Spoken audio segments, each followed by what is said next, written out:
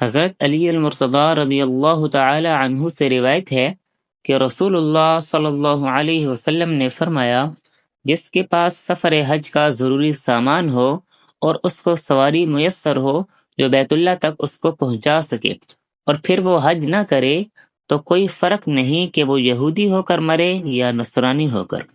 اور یہ اس لیے کہ اللہ تعالیٰ کا ارشاد ہے کہ اللہ کے لیے بیت اللہ کا حج فرض ہے ان لوگوں پر جو اس تک جانے کی استطاعت رکھتے ہوں۔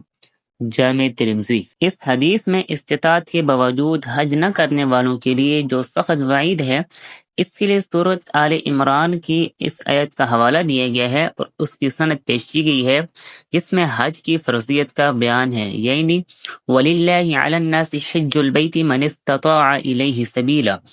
لیکن معلوم ہوتا ہے کہ راوی نے صرف حوالہ کے طور پر آیت کے یہ ابتدائی حصہ پڑھنے پر اکتفا کیا۔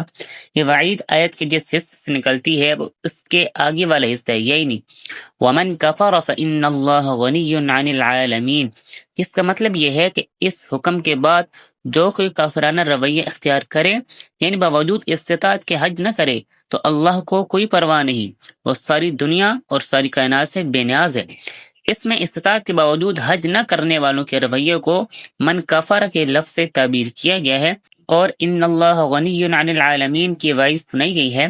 اس کا مطلب یہی ہوا کہ ایسے ناشکرے اور نافرمان جو کچھ بھی کریں اور جس حال میں بھی مریں، اللہ کو ان کی کوئی پرواہ نہیں۔